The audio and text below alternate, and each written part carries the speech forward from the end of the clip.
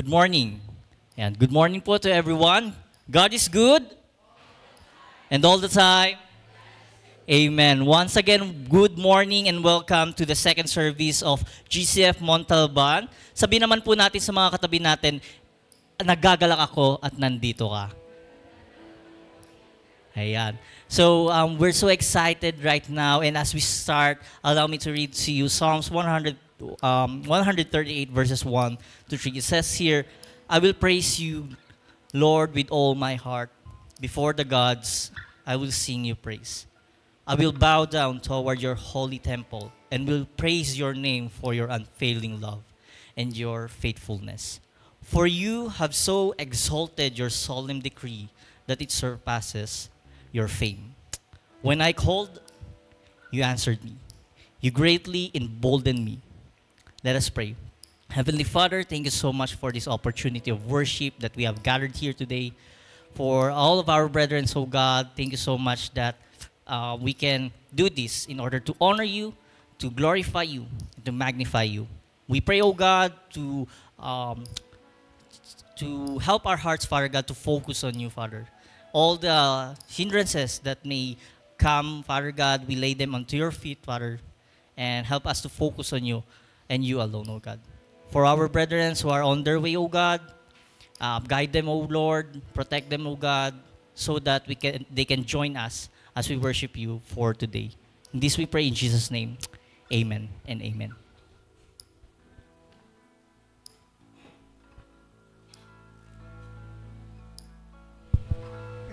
Good morning po sa ating lahat. Are we all ready to praise and to worship the Lord? Amen. Can I hear amen po? Let us all stand up and sing praise.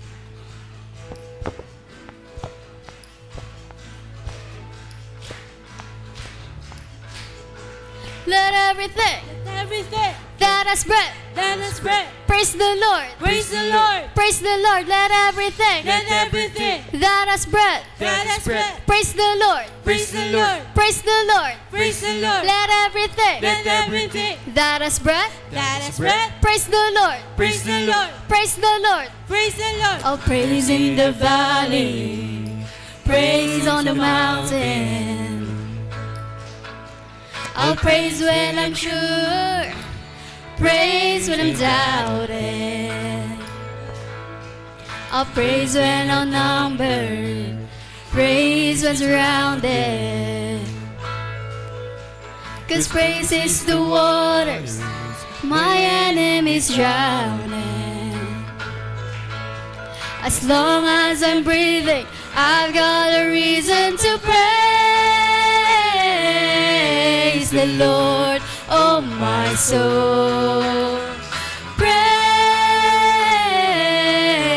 the Lord, oh my soul.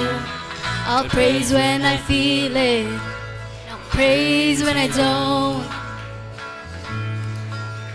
I'll praise 'cause I know you're still in control. My praise is a weapon, it's more than a sound. My praise is the shout that brings Jericho down. As long as I'm breathing, I've got a reason to praise the Lord, oh my soul. Praise the Lord, oh my soul. I won't be quiet, my God is alive. How could I keep it inside? Praise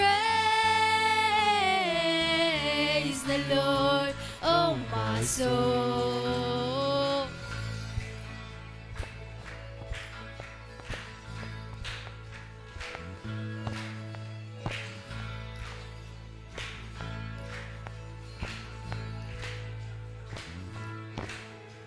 I'll praise 'cause you're sovereign, praise 'cause you reign, praise 'cause you rose and defeated the grave. I'll praise 'cause you're faithful, praise 'cause you're true, praise 'cause there's nobody greater than you. I'll praise, Praise 'cause you're sovereign. You Praise 'cause you reign. Praise 'cause you rose and defeated the grave. I'll praise 'cause you're faithful, praise 'cause you're true, praise 'cause there's nobody greater than you. Praise the Lord, oh my soul. Praise the Lord, oh my soul. Praise the Lord, oh my soul. Praise the Lord, oh my soul. Oh, I won't be quiet, my God is alive. How could I keep it inside? I won't be quiet, my God is alive. How could I keep it? Oh, I won't be quiet. I won't be quiet. My God is alive. How could I keep it inside? Praise the Lord, oh my soul. Praise the Lord, oh my soul. Praise the Lord, oh my soul. Come on. Let everything that has breath That is breath. praise the Lord. Praise the Lord. Praise the Lord. Let everything Let everything that has breath that is breath. praise the Lord. Praise the Lord. Praise the Lord. Praise the Lord. Let everything Let everything that has breath that is breath. praise the Lord. Praise the Lord. Praise the Lord. Praise the Lord. Let everything Let everything that has breath that is breath. praise the Lord. Praise the Lord. Praise the Lord. Praise the Lord. Amen. Let's clap our hands to the Lord. Church, I know a lot of us face different challenges, struggles, circumstances. We face distractions. Pero as we sing this song, let's leave all our distractions and just focus on Him. Let's focus on God. Let's welcome the Holy Spirit in this place. Let's sing together. All it takes is one moment and just one touch from you. I put aside all distractions, 'cause I came for you. I came for you. I need you more than ever. Nothing else satisfies. Nothing else satisfies. All my life I surrender. I live for you. I live for you. I came for you. I came for you. Holy Spirit, you are welcome. Come and move upon this place. We desire an encounter once again. Holy Spirit, Holy Spirit,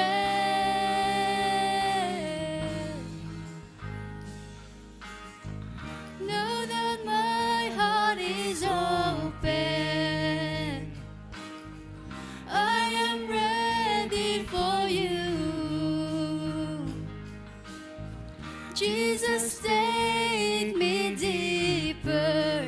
I came for you. I came for you. came for you. I came for you. Holy Spirit, you are welcome. Come and move upon this place. We desire an encounter once again. Come and send your fire, send your fire, release your power, so we'll never be the same. We desire an encounter once again.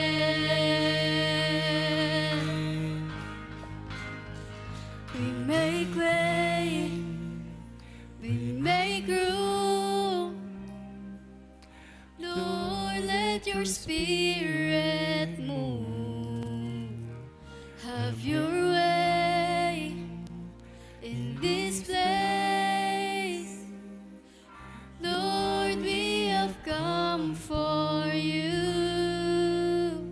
We make way, we make room. Lord, let your spirit move. Have your way in this place. Lord, we have come for you. One more time, we make way. We make way, we make way, We make room. we make room. Lord, let your spirit move. Have your way, oh, in this place. Lord, we have come for you. Oh, Holy Spirit, you are welcome. Come and move upon this place. We desire an encounter once again. Come and send your fire, send your fire, release your power, so we'll never be the same.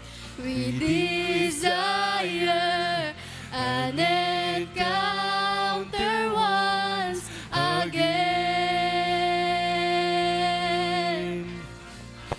Holy Spirit, Holy Spirit, come to us.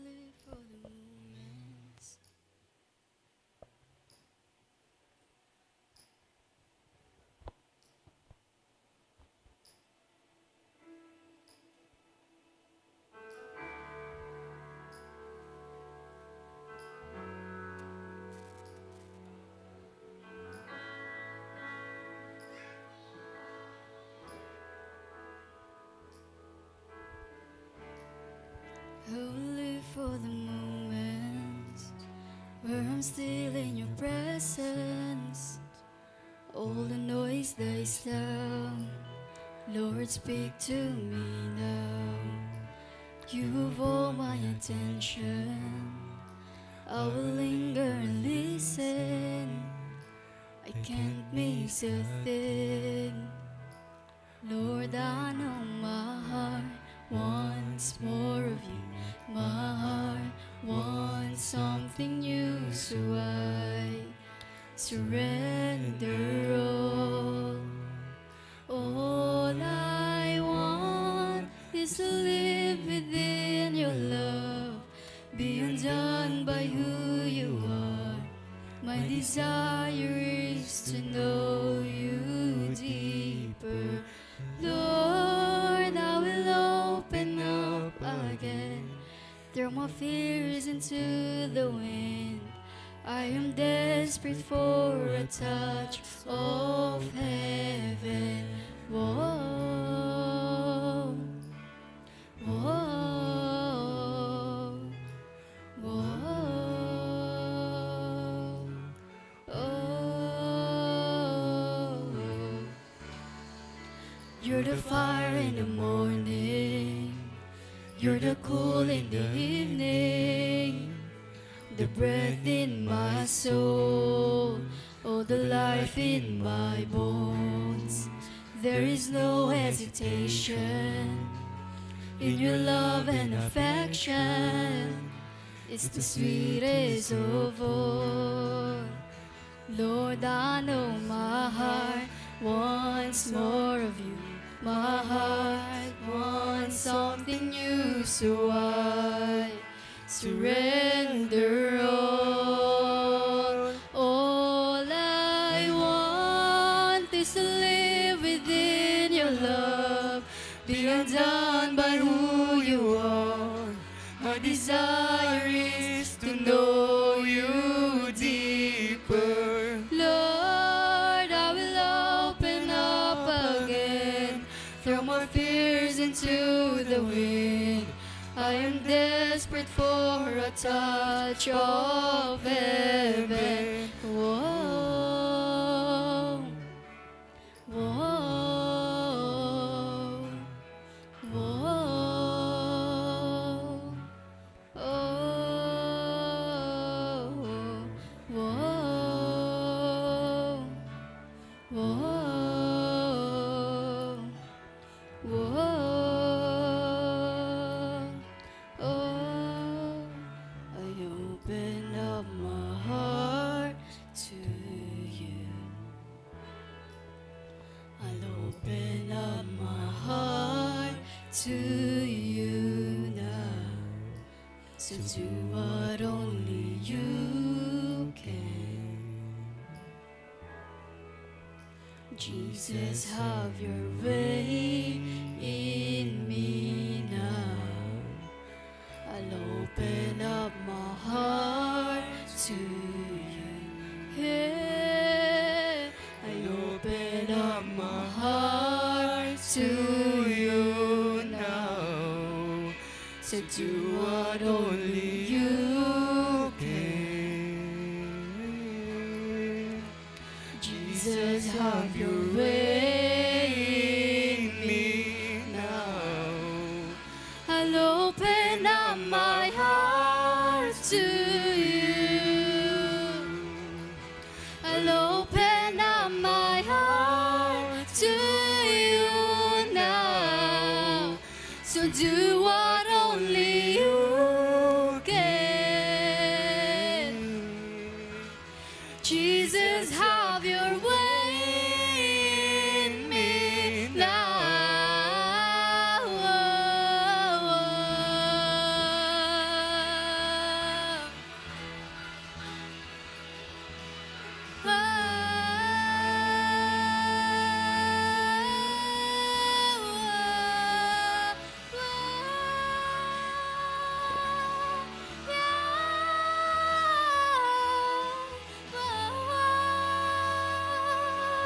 All I want, 'cause all I want is to live within your love, be undone by who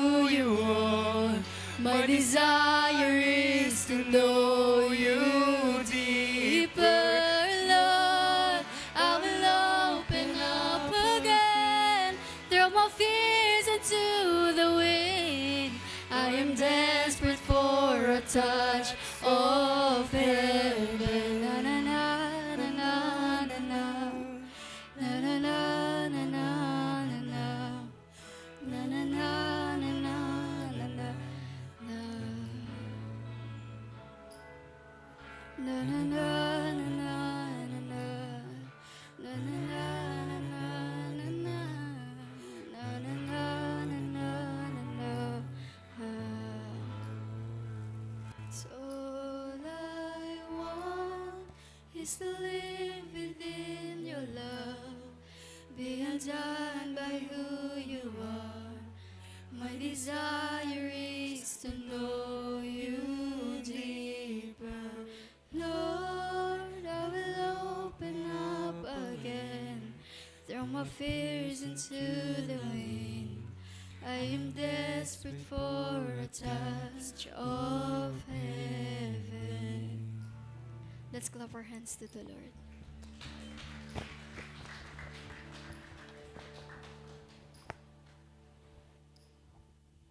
Please be seated.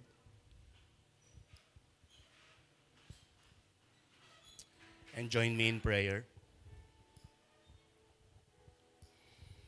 Oh Father, our Lord and our God, you are a wonder. You are great. You are beautiful and awesome and perfect, O Lord. Kaya naman po sa umagang ito, that by your grace, Lord, ay isinasamo namin sa inyo ang aming pong bansang Pilipinas. Sa dami ng mga kaguluhan, Panginoon, na aming nararanasan sa bawat araw, ang pagkakadampot po sa aming dating Pangulo na si Duterte, ang nagbabadyang impeachment case sa aming Vice Presidente, ang pagbabangayan po ng aming mga mambabatas, ang mga kaguluhan sa aming ekonomiya at usaping panlabas, Panginoon. O Lord, lahat po ng ito, Panginoon, sa inyo namin ay idinudulog. Higit sa lahat, Panginoon, amin pong isinasamo po sa inyo na sa lahat po ng mga nakaupo, sila po'y usigin ninyo. Usigin po ninyo yung mga taong gumagawa ng masama, yung mga korap, yung mga walang iniisip kundi ang kanilang sariling kapakanan. Hindi upang sila'y hiyain, O Diyos, kundi upang makita nila, Panginoon, na ikaw ang Diyos na nakakakita ng lahat ng bagay. Ikaw ang Diyos na handang magtuwid sa mga taong handang magpakumbaba at hingin ang iyong kapatawaran. Ikaw ang Diyos na nagre-restore ng buhay ng bawat tao. Sa umaga pong ito ay idinudulog namin sa inyo ang lahat ng mga tatay sa buong mundo. Mga tatay na haligi ng bawat tahanan. Ama, marami pong pagsubok ang kanilang pinagdadaanan sa bawat araw. Bigyan mo sila ng katatagan. Bigyan mo sila ng talino at dunong na mabigyan nila ng kahusayan ang hanap buhay na iyo pong ipinagkaloob sa kanila. Lagi mo pong bigyan sila ng magandang kalusugan at nawa, Panginoon, ay tuwi na ay maging inspirasyon nila ang kanilang pamilya sa pagharap ng bawat umaga na iyo pong ipagkakaloob sa kanila. Dalangin ko din po, Ama, na ang bawat tatay na Kristiyano, Panginoon, ay matutong pamunuan ang kanilang pamilya lalo't higit sa espiritual na bagay, O Diyos, mga bagay patungkol sa iyo. At nawa aming Ama, sila po ay inyong tulungan maging ilaw at asin ng sanglibutan. May their influence, Lord, ay gamitin mo sila sa mga taong nasa kanilang paligid. Gayon din po aming Ama ay pagpalain po ninyo ang lahat ng mga ina. Ina na nagtitiis ng maraming hirap, ina na laging nakaantabay sa kanilang asawa, ina na anuman ang mga pagsubok ay naririyan, naging kaagapay ng kanilang pamilya. Nawa, Panginoon, ay sila'y lagi mong gabayan at patnubayan sa bawat araw po ng kanilang buhay. Na mapaglabanan, Panginoon, ang lahat ng pagsubok at mga temptasyon na dumarating po sa kanila. Gayon din po aming Ama ay isinasamo namin sa inyo ang lahat ng mga anak. Nanawa, Panginoon, ay lagi nilang isaisip, Panginoon, na yung pagmamahal na iniukol ng kanilang mga magulang sa kanila. Kung paano sila pinalaki, paano sila inaruga, at kung paano, Panginoon, ang bawat pangaral na ibinibigay nila ay naway tumimo sa puso ng bawat isa sa kanila. Huwag po ninyong hayaan na sila'y maging suwail, O Diyos. Bagkus, Panginoon, ay lagi po ninyong ipaalala sa kanila na nawa yung pagmamahal na meron sila sa kanilang mga magulang ay yung pagmamahal na iniuukol ng mga magulang sa kanila ang siyang laging nagtutulak sa kanila ng mga bagay na yon. Katulad, Panginoon, ng pagmamahal na iniukol mo sa bawat isa sa amin. Sa umaga pong ito, sa inyo namin, Panginoon, itinataas ang mga bagay na mangyayari pa sa aming Sunday service. Pagpalain po ninyo ang araw na ito na nawa ang mga salita mo, O Diyos, ay tuwinay maghatid sa amin ng pagbabago para sa iyong kaluwalhatian. Ito po ang aming pagsamo sa pangalan ni Kristo Jesus. Amen.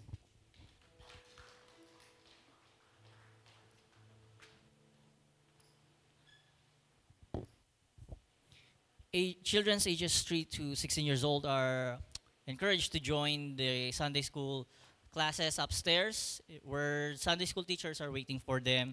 For those parents who has children 3 to 8 years old are allowed to accompany their kids.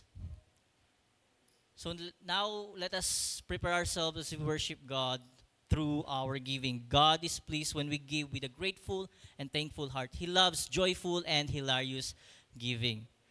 We give because He first gave His only begotten Son as an evidence of His great, great love for all of us. We give because we loved Him. Just before we sing and pray for our offerings, we would like to request everybody to please make use of our offering envelopes labeled on the space labeled as tithes. This is intended for our general fund. After giving your tithes, you can also give to various ministry which the Lord intends you to do so. This is over and above your tithes to the Lord.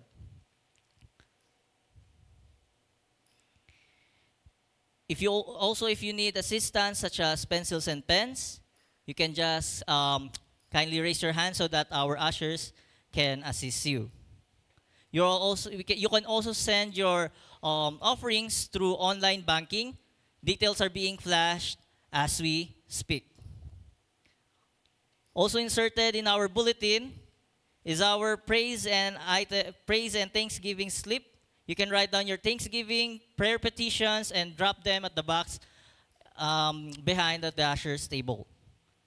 Rest assured that all these prayer petitions will be praying during our midweek fellowship. We encourage everybody to join us in our midweek fellowship every Wednesday, 7 to 8:30 in the evening.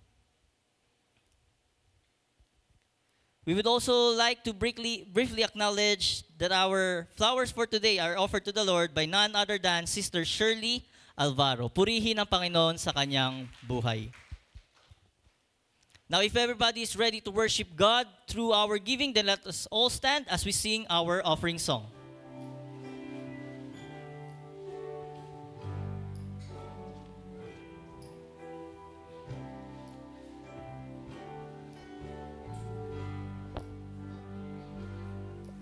We praise you, Father God, for you alone are worthy. Your goodness and your blessings always overflow. We offer to you our lives as a pleasing sacrifice. We lift up our hearts to you, and we thank you, Lord, for your love. Join me in prayer. Heavenly Father, thank you so much that we can do this, oh God, to honor you and to worship you through our giving. Thank you so much for these blessings that we have received, Lord. Thank you for the blessings, the careers, for the work that we have, for the businesses that we have, Father God, that comes from you. Father God, thank you so much, and we pray, Lord, that you would continue to use this for the glory of your kingdom and your kingdom alone. We ask, Father God, that you would continue to bless our brethren and bless our businesses, our work, Father God, in all of our days, Father, and may we be reminded, Lord, that all these things come from you and not from us. We thank you, Father God. We magnify you. We ask all these things in Jesus' name. Amen and amen. You can now all be seated.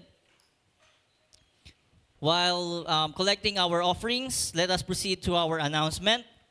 For our announcement, you can find them in the slip inserted in our bulletin, which you can bring home with you after the service. So join me as we pondered our time for the announcement.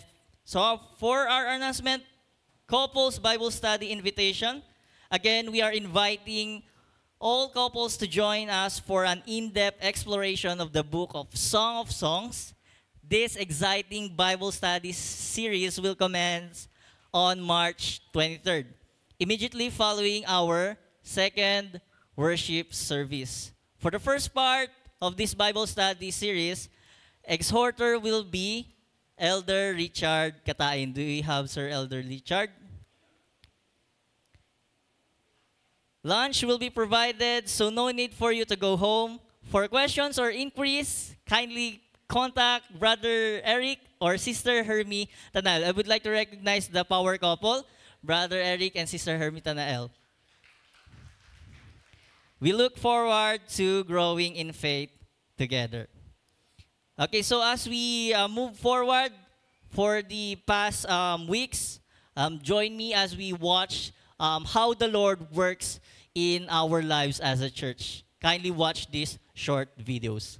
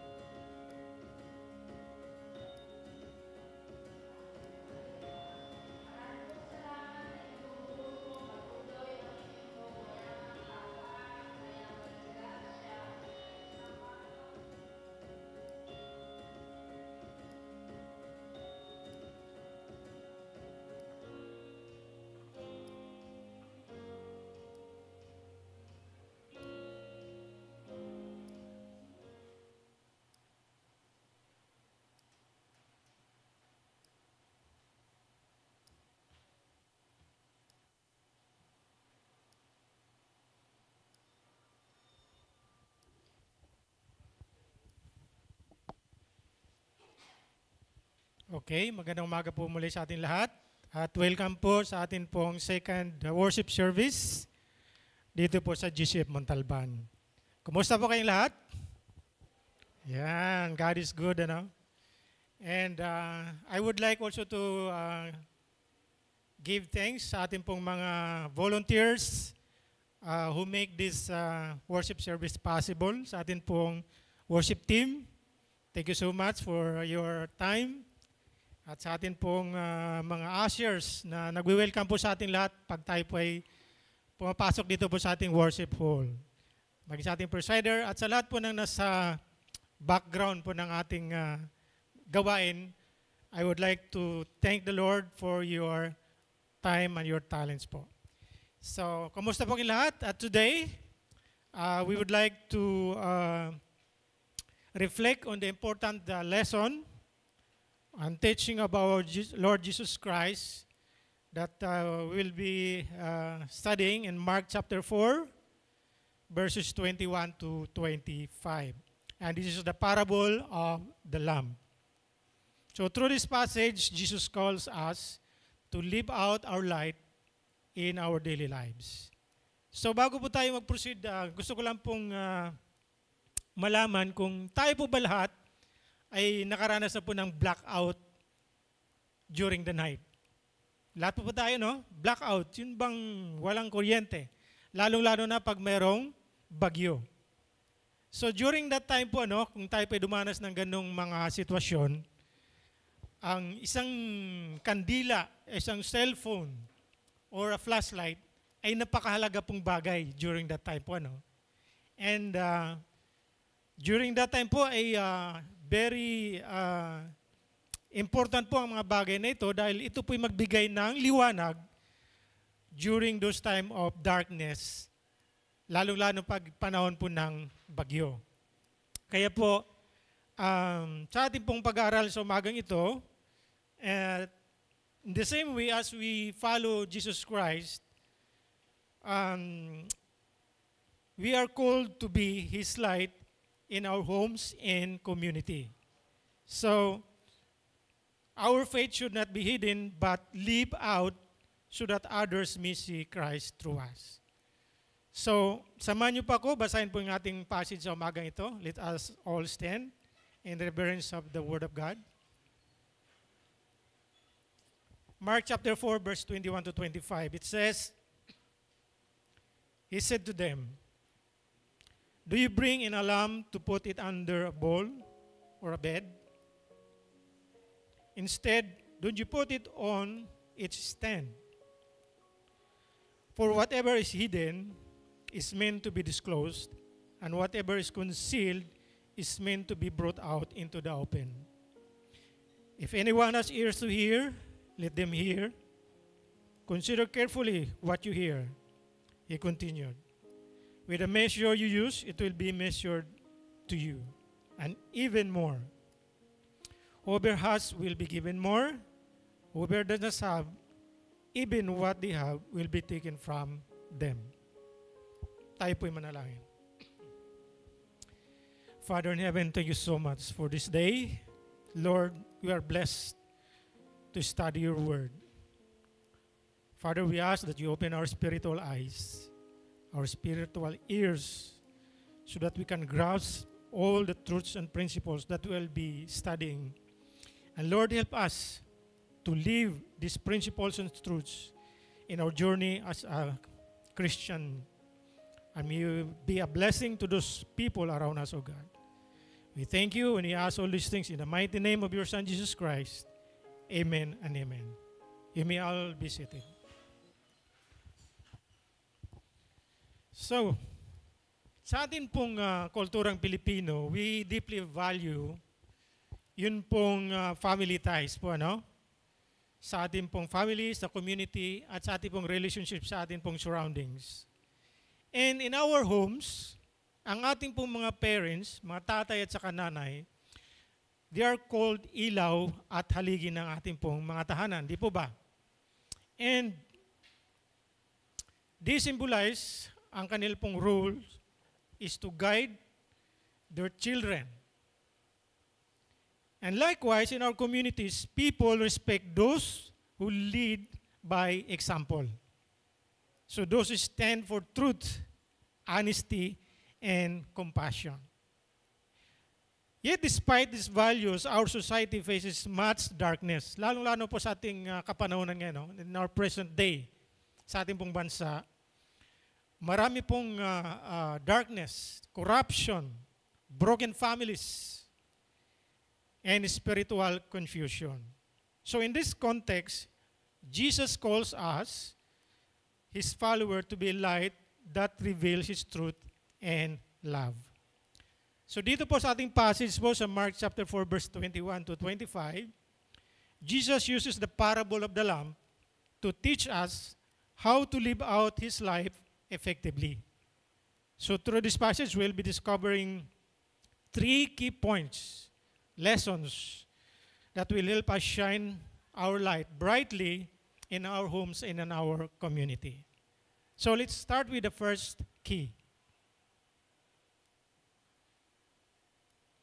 Next slide, please.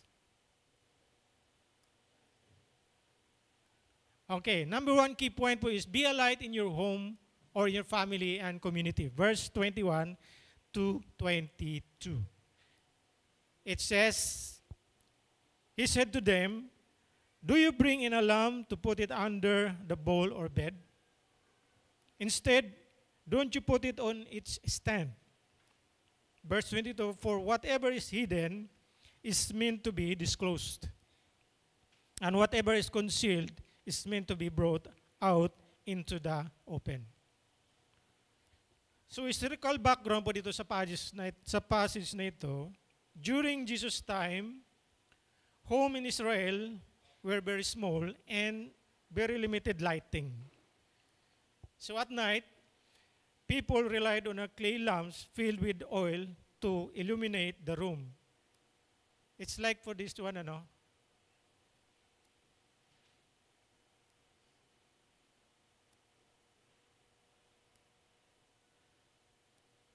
Sorry.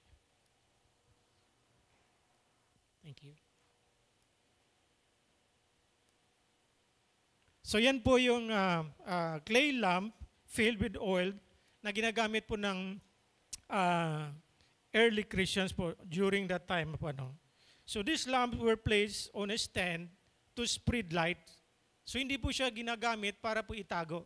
Dahil pag niya po ilagay po sa isang kulob na lugar, yan po ay mamamatay at it will not serve its purpose. So yun po yung kahalagahan po ng ilaw kahit po doon sa atin pong kapanahon, ano. So by this passage dito po sa Mark chapter 4 verse 21 to 22, mayroon po tayong mga truths and principles that we can draw from this passage. So, number 1, truths that we can learn is that faith is meant to be shared, not hidden.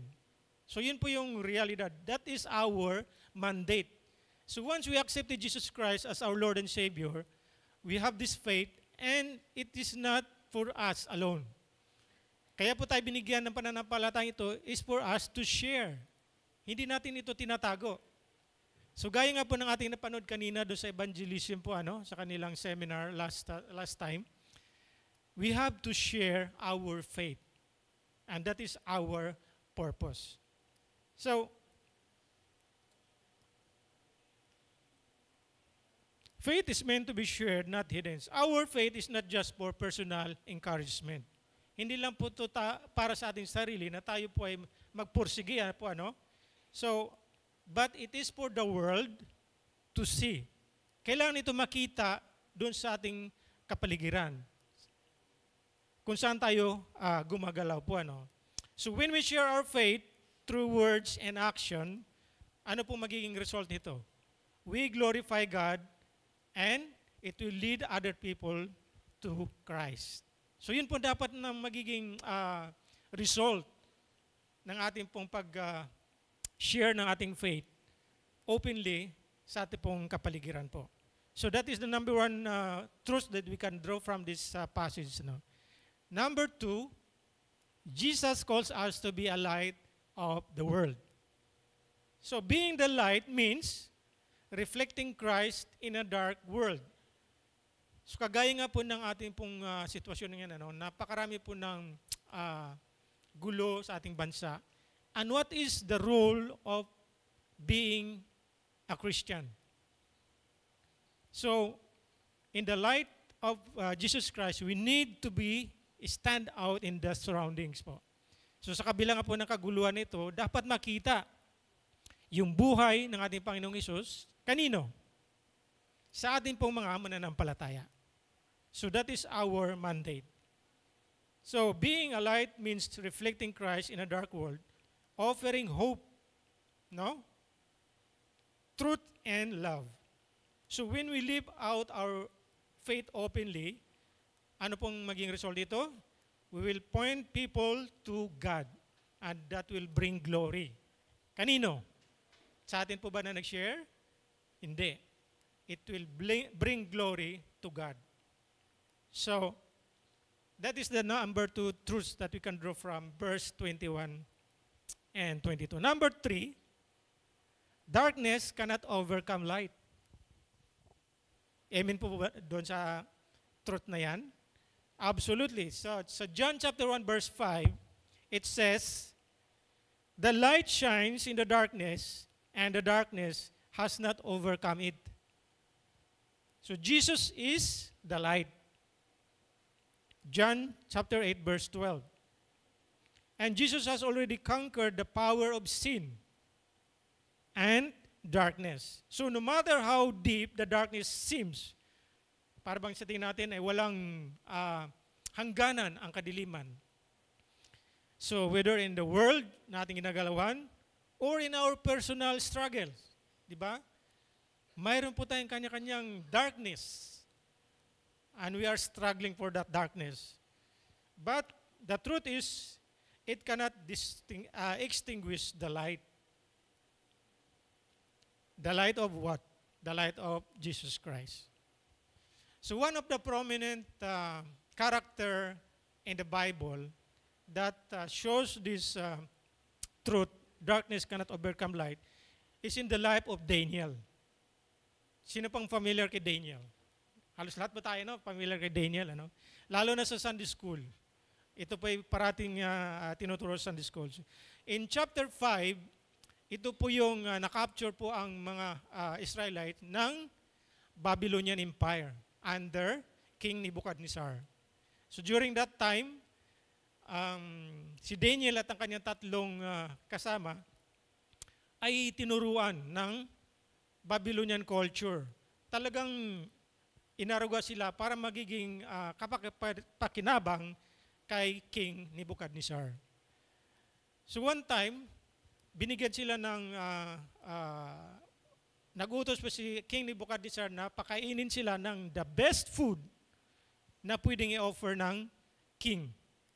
At ano pong ginawa ng tatlong itong mga mananampalataya na ito? Hindi po nila sinunod o hindi po nila kinain yung in-offer sa kanilang food. At sila po yung nakipag-bargain doon sa tagabantay sa kanila. Bigyan mo lang kami ng vegetables at saka water. At ito po ay hindi gusto ng mga bantay kasi pag sinunod nila ito yung kahilingan ng nila Daniel, maging parusahan po sila. But nakipag-bargain po si Daniel, subukan nyo in 10 days at makita nyo kung anong result. So sa madaling, to make the story long short, nagtagumpay po si Daniel, naging matipuno sila at sila po inapili bilang maglilingkod doon sa King Nebuchadnezzar. So yun po yung first na hindi nila sinunod yung gusto ng king. And in chapter 6, dito po yung pong kwento dito. Si Daniel po ay pinatapon doon sa lion's den. Bakit po ginawa ito? Dahil nung time po na yon, si Daniel po ay naging isa sa tatlong administrator po ni King Darius. At nainggit po yung mga kasamahan niya dahil mas maangat po ang tingin ng King Darius kay Daniel.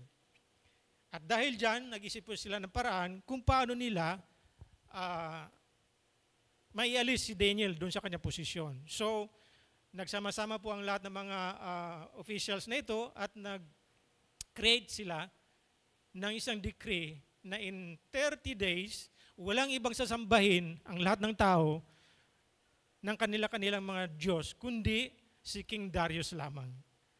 At dahil sa pride din ni King Darius, pumayag po siya at pinirmahan, sinilyuhan niya ang decree na ito at nagiging batas. Pero anong ginawa ni Daniel? Sinunod ba niya ito? Hindi. Sinuway niya yung utos at nagpatuloy siya, naglingkod, na nalangin sa kanyang Panginoon. So dahil dito, nahuli siya at siya nga po ay pinarusahan at ipinatapon doon sa lion's den. At bago siya inilagay sa lion's den, ang sabi ni King Darius, nawa ang Diyos mo ang magliligtas sa iyo. So dahil nga po doon sa truth na darkness cannot overcome light, nakita natin dito ang Diyos ni Daniel ay iniligtas siya sa mga leon. So, ano pong nagiging result nito? Nung malaman ni King Darius na niligtas si Daniel ng kanyang Diyos, nag-issue siya ng decree na lahat ng tao ay matakot sa Diyos ni Daniel. So, yan isa sa mga nagpapahayag na ang darkness cannot overcome light. Kung tayo po ay dumaan sa ganitong sitwasyon, na tayo po ay nasusubok na tetest ang ating faith, tingnan po natin yung nangyari kay Daniel. Hindi siya nagpadala sa takot at talagang pinagpatuloy niya ang kanyang pananampalataya sa kanyang Diyos, which is also our God. So, ano po ang principles na pwede nating madraw dito po sa verse 21 and 22? Number one principles. Authentic faith is visible. Amen po ba? So mature Christian's life should reflect Christ's love and truth. Yun dapat ang makita po sa ating bilang mananampalataya. No? At when we genuinely follow Christ, our life reflects His love, grace, and truth. So our faith becomes evident in how we serve. No? Pag naglilingkod, makikita po kung ang ating pong pananampalataya ay genuine. Makikita po yan kung paano tayo naglilingkod, how we forgive, and how we stand firm in trials. No? Doon po natin matetest. Ang totoong mananampalataya sa kabilang lahat ng mga pagsubok ay siya po ay mag-stand. Mananatili po siya. Number two principles that we can draw from verse 21 and 22, light influences its surroundings. So, even a small act of kindness and truth can make a significant impact. So, minsan kasi parang tingin natin, maliit lang yung ginawa ko, nagabot lang ako ng tubig, tinulungan ko lang siya na maiakyat sa hagdan dahil hindi niya kaya. Parang baliwala yan. Yan po ang tingin natin minsan, ano? But, a small act of kindness and truth can make significant impact. Huwag po nating maliitin yung mga mabubuting bagay na ginawa natin. That it will impact dun sa tao, natin pong ginawa ng kindness. Maring sa atin ay parang small things lang yan, pero sa kanya, malaking bagay po yun. So, we have to continue doing act of kindness. So when we live our faith boldly, we bring hope to the hopeless. Alam nyo, sa lahat ng kapaligiran natin, marami po ang nawawala ng pag-asa. But if we share our faith, it will give hope to them. Even po ba doon sa ano na yon? Marami pong ganon na nag-aantay lang na mayroong mag-share sa kanila, mag-encourage sa kanila. And it will give direction to the lost. Lalo na sa panahon ngayon, maraming naliligaw at nag-aantay nga lang ng merong mag-guide sa kanila. And this is the responsibility and the role of us bilang mga mananampalataya. And it will give encouragement to the weary. No? So our presence, words, and action should reflect Christ's light, making difference in our family, sa ating mga buong home, sa family, sa workplace, at sa buong community kung saan tayo gumagalaw. So, dapat ang ating light, ang ating pananampalataya, ay makikita sa ating kapaligiran. Number 3 principles that we can draw from verse 21 and 22, fear or shame dims our light. Kagaya nga po na nakita natin kanina doon sa short video, what are the reasons why you are ashamed to share your faith? Ang sabi nga po kanina, maaaring tayo ay hindi prepared, hindi tayo equipped. So, fear or shame dims our light. So if we hide our faith dahil nga po doon sa kulang tayo, hindi tayo equipped, sa tingin natin, it will fail to fulfill our purpose. Ano po yung purpose natin? To share our faith doon sa hindi pa nakakilala sa ating Panginoon. Minsan kasi ang tingin natin, pag tayo nagsishare, ay tayo po yung magkukonvert doon sa tao nating sinisharean. Ang role lang po natin is to share at leave it to God na siya pong mag-convict doon sa tao na nabahagi na natin paano ito mamunga doon sa buhay na yon, sa buhay ng tao na yon.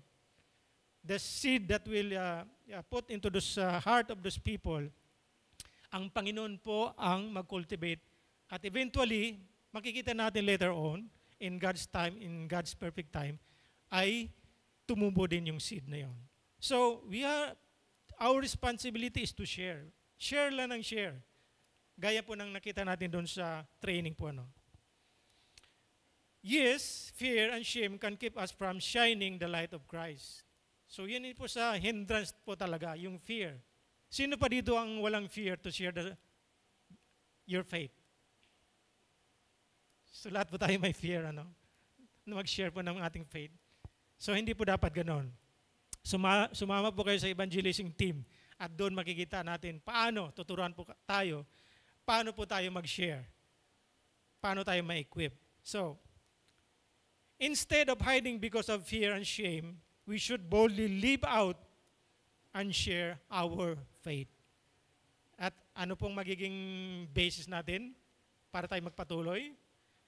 We have to trust that God will use our light to impact others. Ang Panginoon pa rin ang kikilos. We have to obey. Obey lang tayo doon sa mandate natin. So maaari tayong magtatanong, ito bang mga truths and principles natin pong sinasabi rito ay relevant pa ba sa ating present life, sa ating present day living? Relevant pa ba itong mga to? So, ano pong relevance dito sa ating present day living? Number 1, sa ating pong family. So instead of responding to anger, practice patience and grace. Alam ko, lahat po tayo sa family, we experience this, na pag mayroong hindi tayo nagugustuhan sa ating kasama, sa ating asawa, sa ating mga anak, ano pong ating respond? Anger. But we have to practice patience. Ito pong application, ito po ang relevance ng ating pong pinag-aralan ito, yung mga principles at yung truth na ating pong makuha dito sa verse 21 at 25. So, practice patience and grace. I-exercise po natin yan. And pangalawa pong in the workplace and community, sa ating pong may mga trabaho, So, being known for honesty and integrity in a culture of diskarte, lalong-lalo na sa mga workplace, nandyan po maraming mga shortcuts. Maging sa kalakaran, sa gobyerno nun, nandun po ang napakaraming paraan para mapadali po ang isang proseso. So, pag tayo po ay mag-give way sa ganito pong diskarte or mga shortcuts, it will lead us to compromise. Makukompromise tayo. Yung ating pananampalataya, isang tabi natin. Dahil ito po yung flow, ito po yung agos ng society. At this is our role to let the shine of Christ makita po sa ating buhay bilang mananampalataya. So we have to stand. No? Stand for truth even when it is not popular. Ito yung realidad po, no? Talagang sa ating mundo ginagalawan, tayo po ay sumasalungat sa agos po ng mundo. So, it is our role to stand for truth. Gaya nga po ng nakita natin sa buhay ni Daniel. Hindi siya napatinag kahit sa isang decree na ito'y kamatayin niya, but he stand for truth. And that's what we are going to do as follower of Christ. So, ito po yung relevant sa atin po sa ating workplace po. So, how we can apply this truth and principle sa ating po personal na buhay. So, we can apply this truth and principles by answering this question. Are you shining as a light in your home, workplace, and community? Or are you blending in with the darkness around you? Ito yung kalakaran. Ito po yung flow. Dito na lang ako. Wala naman nakakita sa akin. So, this is the question that we need to address. We need to answer. At tayo lang po ang makakasagot niyan sa ating pong personal na buhay. So, but how can we ensure that our light continues to shine brightly? So, Jesus gives us the key in the next verses. At ano po ito? By listening to and apply God's Word. Verse 22 or 23 to 24. It says, if anyone has ears to hear, let them hear. Consider carefully what you hear, he continued. With the measure you use, it will be measured to you. And even more. No? Masikit pa. So, kunting background na po sa verse na ito. Sa ancient Israel po, ang mga rabbis, ito po yung mga teachers of the law, often said, he who has ears, let him hear. To emphasize the importance of wisdom. So, Jesus used this phrase to challenge his listener that it is not enough to hear God's word, but we must live it out. So again, from this verse, we can draw truths and principles. So number one truth that we can draw from this verse, spiritual growth requires effort and obedience. So spiritual growth doesn't happen automatically. So, nung tayo po tumanggap sa ating Panginoong Hesus bilang Panginoon at tagapagligtas, mayroon na po tayong pananampalataya.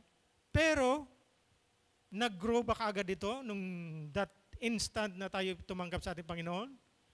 Hindi naman instantly, di ba? At minsan din, napapansin natin, marami ding mga mananampalataya, mga bagong mananampalataya na napakainit. Sugod na sugod yan. No? I remember po doon sa dati kong trabaho, no? Meron pong isang bagong mananampalataya at sabi niya, sisiran ko yung mga bombero na walang ginawa pag day off, kundi umiinom lang, maghapon, magdamag, iinom. Pupuntahan ko yan, isishare ko yung word. So, dahil sa napakainit niya, sinugod niya. Nung maaga pa lang, naririnig pa namin na talagang mainit siya, sinishare niya yung mga bombero na nagiinuman. But habang siya nagsishare ng word, binibigyan siya, uminom ka muna, tagay ka muna. Siya hindi. So, consistent ang kanyang ginagawa, pero nung malalim na yung gabi, hindi na namin siya narinig. So, ganun po, di po ba, na kailangan din po maging magiging wise po tayo. So, kaya nga sabi ko po kanina, pag bago mo na ng palaya talagang mainit yan. So, yung ating pong faith, hindi po yan mag-grow automatically once we accepted Jesus Christ as our Lord and Savior. So, meaning that growth happens when we stay connected to Christ. and follow His ways. So this means actively seeking God, seeking Jesus Christ through prayer, studying His Word, and living in obedience. So just as a tree needs water and sunlight, ganun din po sa ating pananampalataya. We need to grow our faith by nourishing our thoughts by what? By the Word of God. So yun po yung spiritual truth. Spiritual growth requires effort and obedience. Number 2 na truths po dito na makita natin ay a passive listener will not grow, but an active doer will mature. Amen po ba? So a passive listener may gain knowledge. Agree po ba kayo doon? Marami po sa atin, di po ba na lahat ng training, seminars, Bible study, lahat na sasalihan natin, mga religious course, sinasalihan natin to gain more knowledge. At yan po ay talagang marami po tayong nakikita ang mga walking Bible. No? Pag tinanong mo yan, talagang may sasagot. Gaya po ng walking encyclopedia po. No? But, sabi po nga dito, a passive listener may gain knowledge, but without application, there is no transformation. Magaling lang siya talaga. Pagdating sa debatihan, ay talagang hindi ka mananalo. But if he will not apply kung ano po yung kanya natutunan, wala pong nabago sa kanyang buhay. There is no transformation. So true maturity comes when we obey God's word and put it into practice. Amen? So sabi nga po sa James 1 verse 22, do not merely listen to the word and so deceive yourself. Do what it says. Yan po sabi, ano? Kaya po, a passive listener will not grow.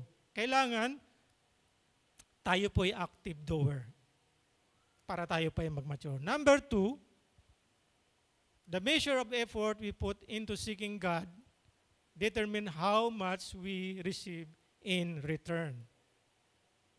So, spiritual growth and blessings are not random. No? Ang paglago po ay hindi ito dahil ginawa ko ito, kaya ako'y na-bless at ako'y lumago. Umatin ako sa ganito, natuto ako, kaya ako'y lumago. Random. Walang consistency kung saan siya kukuha ng kanyang paglago.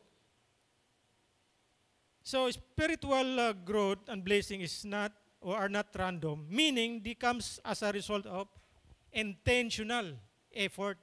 No? Maglalaan ka talaga ng panahon and wholehearted devotion.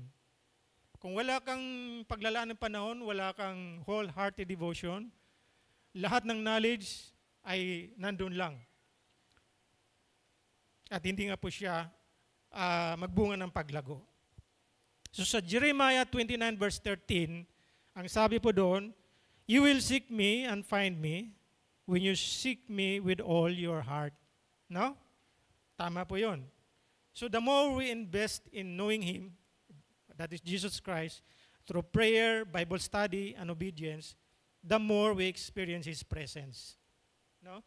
Pag tayo po ay patuloy na lumalapit sa Panginoon, mararamdaman din natin yung Kanyang presensya. Pag tayo po ay tumigil na, unti-unti, hindi natin mararamdaman ang Panginoon. Kaya minsan sabi natin, bakit napakalayo ng Panginoon? Bakit hindi ako sinasagot ng Panginoon? So we have to answer this question by ourselves. Nasaan ba na tayo sa ating relasyon sa Panginoon? So a casual approach leads to shallow faith. Agree po ba kayo doon? Pag hindi tayo seryoso sa ating paglapit sa Panginoon, ito daw ay magbunga ng mababaw na pananampalataya.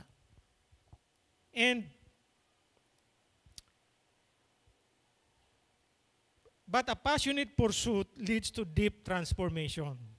So, yun po yung contrast po doon. Pag tayo po ay nagbibigay talaga ng diin na gusto nating lumago, it will transform our lives. So, Agree po ba kayo dito na God meets us at the level of our hunger for Him? Kung gaano daw tayo nagnanais sa ating Panginoon, doon niya tayo katatagpuin. Do you agree with that? So kung malalim yung ating pagnanais sa Panginoon, mas malalim din ang ating matutunan sa Kanya. But God is so gracious, Binigyan niya tayo ng leeway kung saan po tayo lalagay. So, again, we can also draw principles from this passage. And number one principles from verse 22 to 23. Number one, spiritual growth requires intentional effort. So like physical exercise, Doon po sa baba meron tayong gym, di ba? May gym po dyan.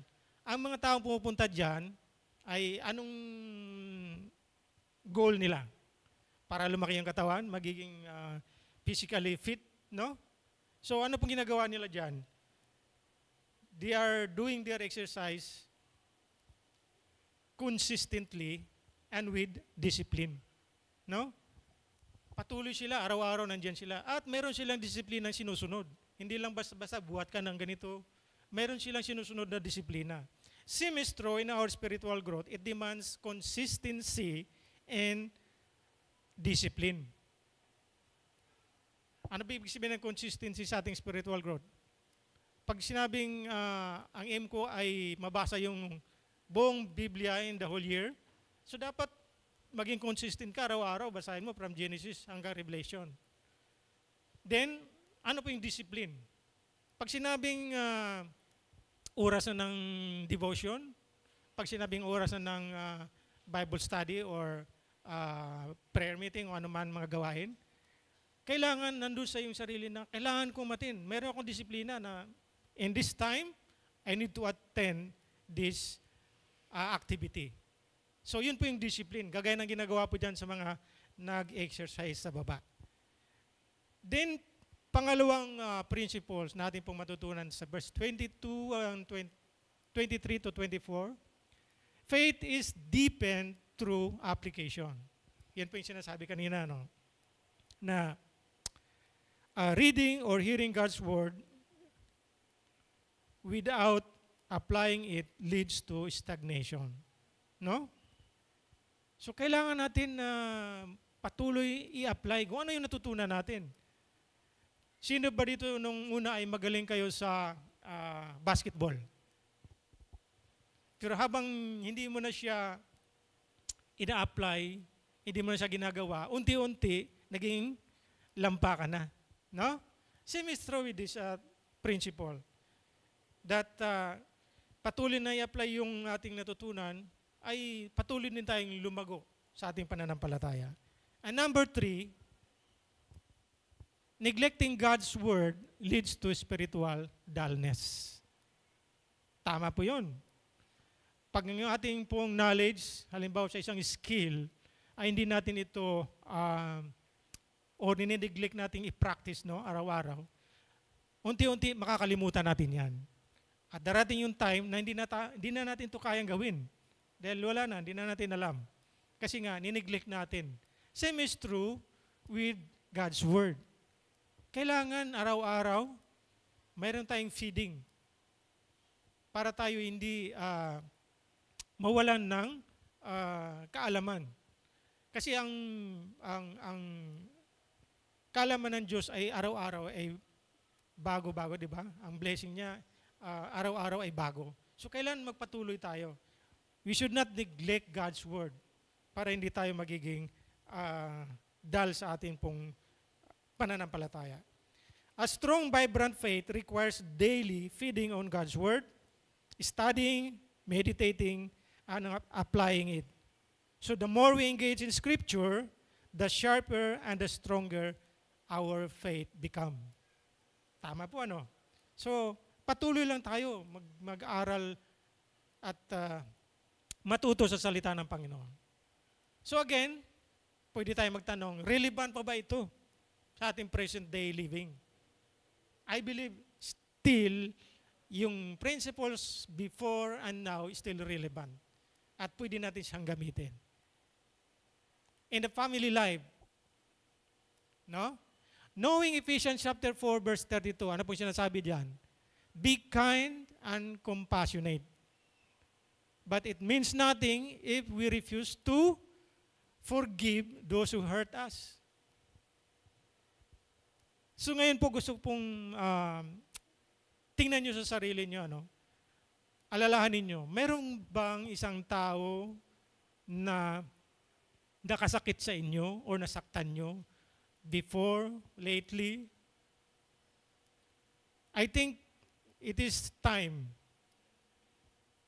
na patawarin natin sila at humingi din tayong tawad dun sa mga nasasaktan po natin. So, para makita natin na knowing Ephesians 4 verse 32 will means may kahalagahan po sa atin, nasusunod po natin. And another one sa atin pong finances. Ito, mahirap tong issue na ito, no? Yung topic na ito. We may know Proverbs 21 verse 20. Ano po yung sinasabi yan? It teaches us to save wisely. No? Yan po yung Proverbs 21:20. Yet, we continue overspend. So ano pong nangyari? We neglect God's wisdom. Kaya po tayo nagkaroon ng mga problema. Financially, nagkakaroon tayo ng problema kasi nineglect natin. Hindi natin in-apply yung ating mga natutunan. So again, how to apply these truths and principles sa ating pong personal na buhay? Pwede natin i-apply yan by answering this question. Are you applying God's word daily? Or are you just passive listener? So kayo lang po ang pwedeng makasagot niyan. And number 3, key that we can learn from this passage, be faithful with what God has entrusted to you. Sa verse 25, whoever has will be given more, and whoever does not have, even what they have will be taken from them. So ano pong truth na ating pong matutunan dito? Number 1, God blesses those who are faithful with what they have. So when we honor God with what we have, what He has entrusted to us, whether time, talents, or finances, He sees our faithfulness and blesses us with greater opportunities. No? Sa Luke chapter 16, verse 10, whoever is faithful with very little will also be faithful in much. So yun po yung sinasabi. No? So God is not concerned with how much we have. Ulitin ko po, ano? God is not concerned with how much we have, but how we use what we have for His glory. Magkaiba po yun. Kahit maliit lang meron ka, pero ginagamit mo ito for the glory of God, ay mas mahalaga, as masigit, kaysa kung meron ka lahat, pero ito naman ay hindi nagbigay kaluguran sa Panginoon, kung paano mo siya ginagamit. So, when we steward our resources, gift, and responsibility that God entrusts us with more, patuloy niya tayong bigyan ng more responsibilities, more opportunities, and ito nga po ay magbigay glory sa kanyang pangalan. And number 2, truth that we can learn from this passage, spiritual negligence leads to loss. No? So, spiritual drift, no, happens when we stop praying. Pag tayo tumigil na sa ating panalangin, unti-unti din po, ang ating pananampalataya ay humihina. At eventually, ito ay mawawala. Pag tayo ay magpatuloy na i-neglect yung ating pong pagtugon sa panawagan ng Panginoon. So, spiritual drift happens when we stop praying, reading God's Word, or applying His truth in our lives. So over time, our passion fades and we become spiritually weak. Yun pang magiging result nun. So paano bang gagawin natin to stay strong? We must be intentional in seeking God obeying His Word, and guarding our spiritual life. A thriving faith requires consistent devotion and commitment. So yun po ang ating dapat alalahanin. And another one, truth that we can learn, greater responsibility and blessing come through faithfulness. So, God looks on how we handle what we have now before giving more. Kung paano natin pinangalagaan, kung anong meron tayo sa kasalukuyan, doon po tayo bibigyan ng Panginoon. Pag hindi tayo faithful sa ating resources sa ngayon, maaaring ang posibilidad ay wala tayong matatanggap sa Panginoon kasi hindi natin na-manage ng husto. So when we are faithful in serving, giving, and obeying, God increases our influence, no? Impact and blessing. So susunod po lahat yun. Faithfulness is the key to greater opportunities in His kingdom. So dati ay ikaw ay tagalinis lang sa church, ngayon ikaw ay tagapaawit na. So greater responsibility comes with faithfulness. So, ito po yung mga principles na we can draw from verse 25. Faithfulness leads to increase. So if you are responsible doon po sa small things, God will entrust you with more. Proverbs 28:20, a faithful person will be richly blessed. No?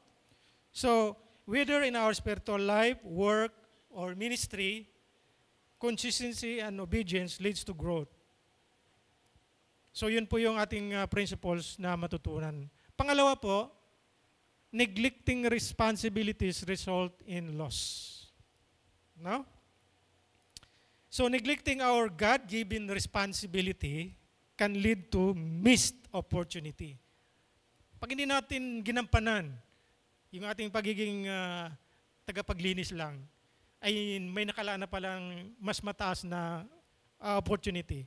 Dahil natin nagampanan, namimiss natin yung mas malaking opportunity to serve God's kingdom. Another one principle is that God honors diligence. So God rewards those who diligently seek Him and work with, hindi lang basta-basta, with excellence. Pag mayroong nakaatang sa ating responsibility, do it with excellence. The best po ang ating gagawin. So, again, we are asking, applicable pa ba itong mga truths and principles sa ating pong daily living? So, ito po yung relevance niyan. So, in your personal life, sa isang mga estudyante, marami po sa ating mga estudyante, ano? A student who studies diligently succeeds in school. Again, this is a general rule, ano po?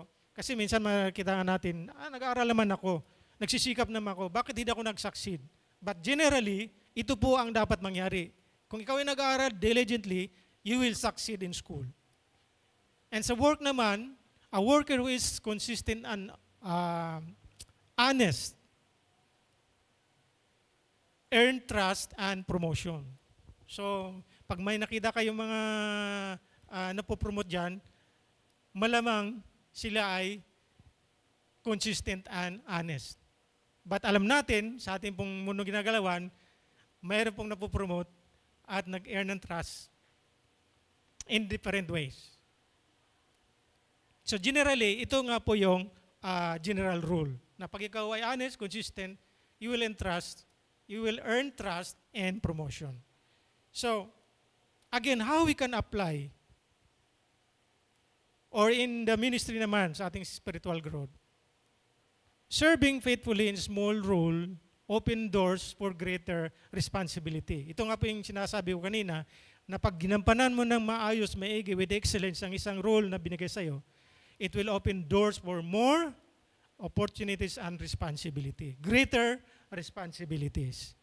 So again, how we can apply these truths and principles? By answering again this question. Are you faithful in small things or are you neglecting the responsibilities God has given you? Kayo pa rin ang makasagot niyan sa ating mga sarili din po. So in summary po, ito po yung mga lessons natin pong natutunan. Ano? Faith is meant to be shared, not hidden. Number 2, spiritual growth requires effort and obedience. And number 3, God rewards faithfulness, but neglect leads to loss. Sa final challenge po, ito po yung challenge po sa atin sa umagang ito. So be a light in your family and community. Will you speak words of encouragement instead of criticism? Number 2, listen to and apply God's word. Will you stand for honesty over even when others compromise? And number 3, be faithful with what God has entrusted to you.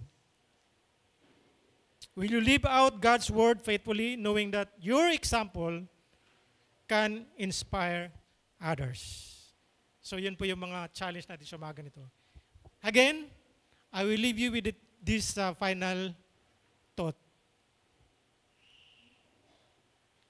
Which of these areas do you need to work on the most? Sa base po dahil sa ating napag-aralan, kayo din po ang pwede makasagot niyan. Shall we bow our heads and let us pray? Our Father, thank you so much for today. You have teach us the principles, truths from your word in Mark chapter 4, verse 21 to 25.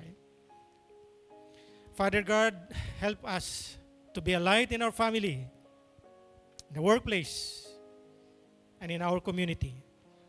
We ask that you give us the courage to live out your word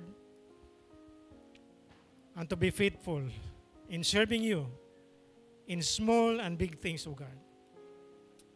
May our lives reflect your love and truth. At lahat na po ito, Panginoon, ay mangyari lamang kung ikaw ay kasama namin.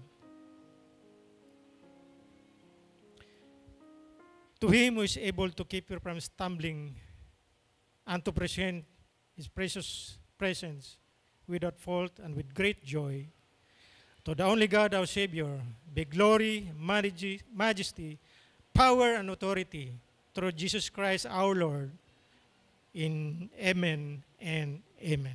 God bless GCF Montalban.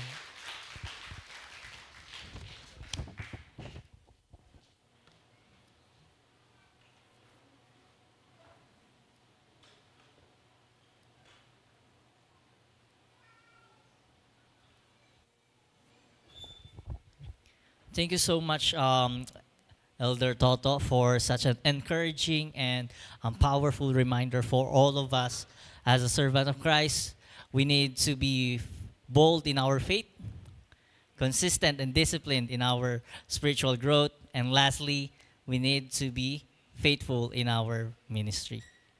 So now we would like to proceed, or rather we would like to recognize for the guests and visitors. If this is your first time coming here in GCF Montalban, we would like to request for you to stand so that we can recognize you. Are there any first-timer coming here in our second service?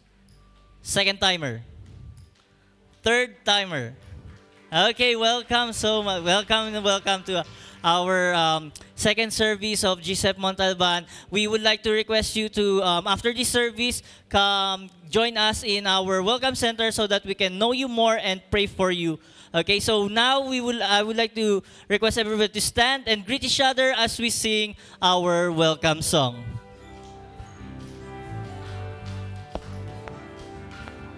We welcome you today to our fellowship. We are glad to see you share your life with us. As a family, we'll grow together, worshiping our Lord and King with all our hearts. We welcome you to GCN.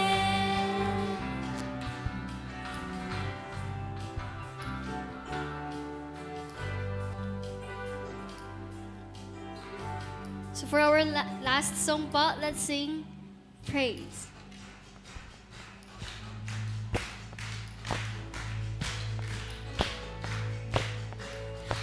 everything everything that has breath that has breath, praise the Lord. praise the Lord. Praise the Lord. Let everything Let everything that has breath that has breath, praise the Lord. praise the Lord. Praise the Lord. praise the Lord. Let everything Let everything that has breath that has breath, praise the Lord. praise the Lord. Praise the Lord. Praise the Lord. Oh, praise in the valley, praise on the mountain.